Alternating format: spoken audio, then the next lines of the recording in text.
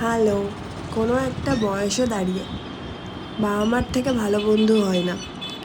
আর যদি কারো ভাই বা বোন থাকে বা দাদা দিদিও থাকে, তো তারাও খুব ভালো বন্ধু হয়ে ওঠে।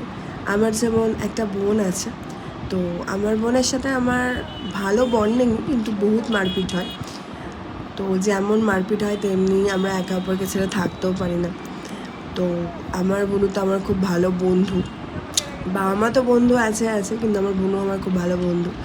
তো শনিবার দিন আমি আর বোনু একটু বেরিয়েছিলাম বলতে আমার শরীর খুব খারাপ, তো খুব ফুচকা খেতে ইচ্ছা করছিল। তো আমার বোনু রথবাড়ি ছাড়িয়ে ITI মোড় আছে, যারা মালদা থেকে দেখছেন তারা জানেন।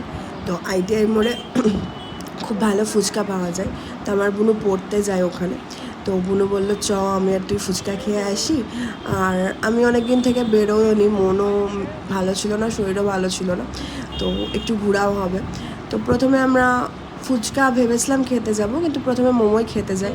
ওখানকার মোমোটাও নাকি ভালো, কিন্তু আমরা ভুলবশত অন্য দোকানে চলে আসি। তো ওখানকার মোমোটাও খারাপ ছিল না, মোটামুটিই ছিল। হাফ প্লেট নিয়েছিলাম, 40 টাকা দাম পড়েছিল চিকেন মোমো।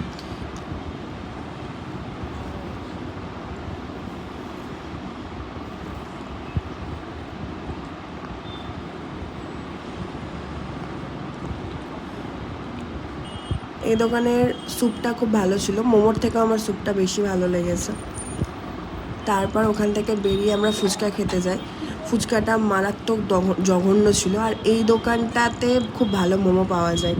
এই দোকানটা ভুলে আমরা অন্য দোকানে চলে গেছি। যাই হোক, আর এই দোকানটাতে ফুচকা খুবই জঘন্য পাওয়া যায়। 10 টাকায় উনি 6টা দেন, ঠিকই আছে, যার যেটা ইচ্ছা তিনি তাই দিবেন, কিন্তু খুবই জঘন্য ফুচকাটা খেতে। যেই দোকানটা আসলে ভালো সেই দোকানটা সেদিন বসেনি। তারপরে আমরা একটু চিকেন পাকোড়া খাই। আর উনি মানে যিনি চিকেন পাকোড়াটা বিক্রি করছিলেন উনি গ্রাম হিসাবে বিক্রি করেন।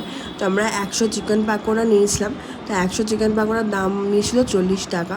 সত্যি বলতে চিকেন পাকোড়াটা খেতে আমার খুব ভালো লেগেছিলো।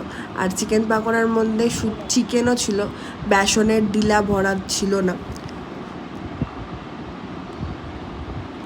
তারপর ওখান থেকে বেরিয়ে ও পাশে একটা লস্যির দোকান ছিল। তো বুনু লস্যি খেতে চাইছিলো, তো বুনুর জন্য আমি একটা লস্যি নিই। আমার যেহেতু ঠান্ডা লেগেছে তো আমি খাইনি। একটা মিডিয়াম গ্লাসের লস্যি নিয়েছিলাম, ওটার দাম পড়েছিল 30 টাকা। বুনু আমাকে একটু টেস্ট করিয়েছিল। তারপর আমি একটু চপ ঘুগনি খাই, আর সাথে নিয়েছিলাম আর একটা চপ এক্সট্রা।